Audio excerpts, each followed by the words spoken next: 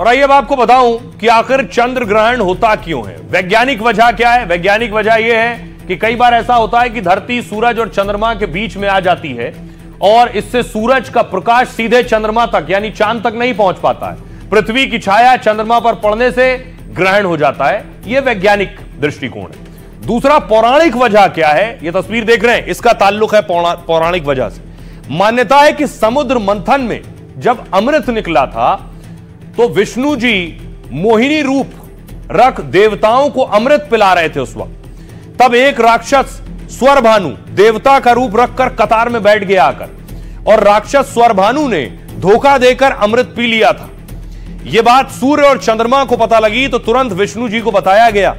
विष्णु जी ने अपने चक्र से स्वरभानु के सिर को धड़ से अलग कर दिया था उस वक्त, लेकिन स्वरभानु ने अमृत पी लिया था इसलिए उसकी मौत नहीं हुई। लेकिन स्वरभानु ने अमृत पी लिया था इसलिए वो जिंदा रह गया। राक्षस स्वरभानु के सिर को राहु कहा जाता है और धड़ को केतु कहा जाता है। मान्यता है कि सूर्य चंद्रमा ने स्वरभानु यानी राहु केतु का भेद खोला, इसलिए राहु केतु सूर्य और चंद्रमा को ग्रहण लगाते हैं। यह भी मान्यता है कि उसे खाते हैं। आइए अब मैं आपको बताऊं, यह जो तस्वीर आप देख रहे हैं, कपाट बंद कर दिए गए। अब सवाल यह कि मंदिरों के कपाट क्यों बंद कर दिए गए चंद्र ग्रहण में? चंद्र ग्रहण में मंदिरों के दरवाजे बंद करने का क्या मतलब है? ये तो भगवान का घर है, भगवान को आखिर किस बात का डर है? आइए अब मैं आपको बताऊं, इसके पीछे वजह है सूतकाल, सूतक काल क्या है? यह है कपाट बंद करने की वजह। ग्रहण से जुड़ी एक धार्मिक और ज्योतिषीय अवधारणा है दरअसल। और सूर्य और चंद्र ग्रहण प्रारंभ से पहले के समय सूतक कहते हैं, यानी इसको शुरू होने से पहले सूतक कहते हैं। सूतक को धार्मिक रूप से अशुभ समय माना जाता है।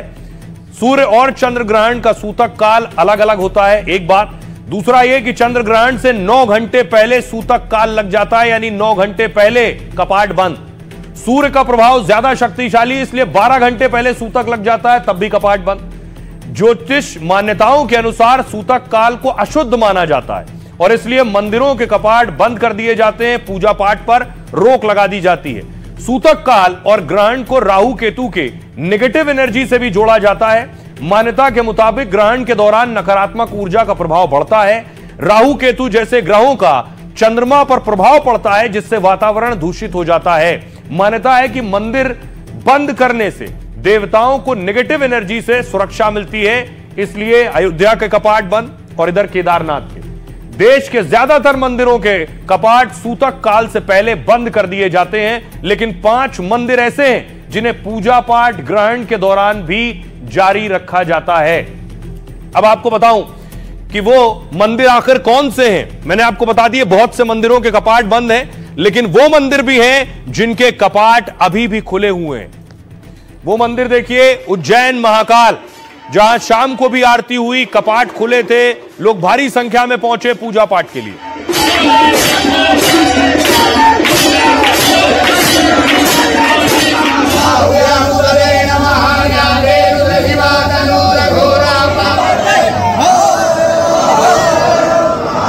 काशी विश्वनाथ की तस्वीर देख रहे हैं, काशी विश्वनाथ के भी कपाट खुले थे और ये गोविंद देव मंदिर जयपुर का आप देख रहे हैं, इसके भी कपाट खुले थे।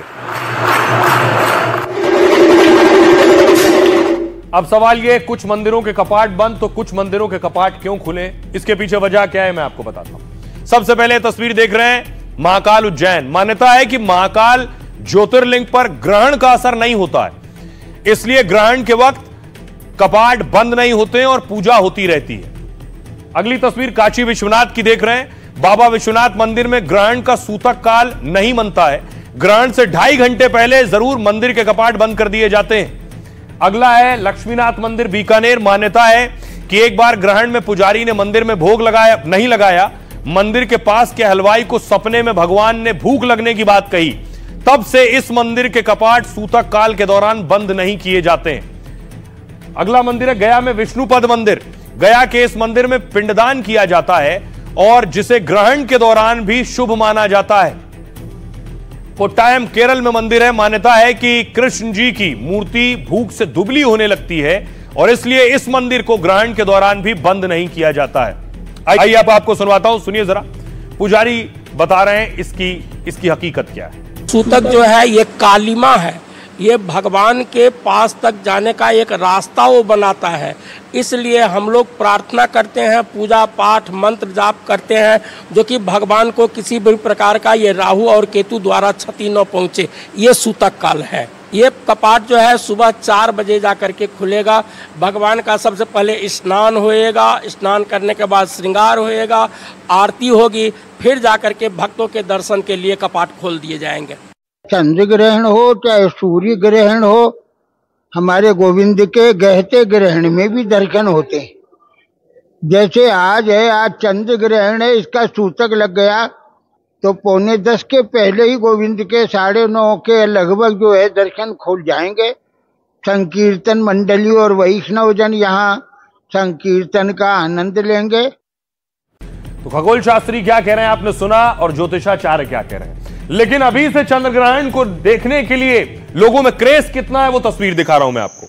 देख रहे हैं, लोगों ने अपने उपकरण निकाल लिए, टेलीस्कोप निकाल लिए, जिसके पास जो है वो निकाल कर कोशिश कर रहा है कि क्या वो ये खगोलीय घटना जो है इसे अपनी नजरों में कैद कर सकता है।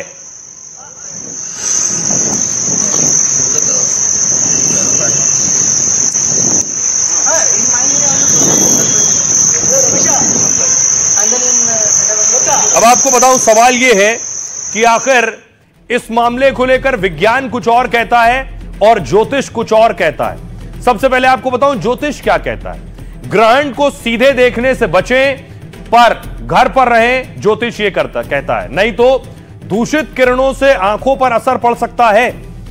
ग्रहण के समय खाना बनाना या खाना खाना ठीक नहीं है। ग्रहण के नकारात्मक असर से खाना दूषित हो जाता है। ग्रहण सेहत पर बुरा असर डाल सकता है, ज्योतिष यह भी कहता है। इसलिए सावधानी रखें और मंत्रों का जाप करते रहें। साथ ही आपको बताऊं, ग्रहण के समय गर्भवती महिला अगर बाहर निकलती हैं तो होने वाले बच्चे की सेहत पर असर पड़ सकता है, ज्योतिष ये कहता है। ग्रहण धरती पर भूकंप और बाढ़ जैसी आपदाएं लाता है। ग्रहण के दौरान नकारात्मक शक्तियां हावी हो जाती हैं और इसलिए कोई नए या शुभ काम की शुरुआत ना करें। लेकिन अब सवाल यह है, ज्योतिष एक चीज कहता है लेकिन विज्ञान इसके उलट है। विज्ञान इस लाल चांद पर क्या कहता है। चंद्र ग्रहण पूरी तरह सुरक्षित और अनोखी खगोलीय घटना है, यह विज्ञान कहता है।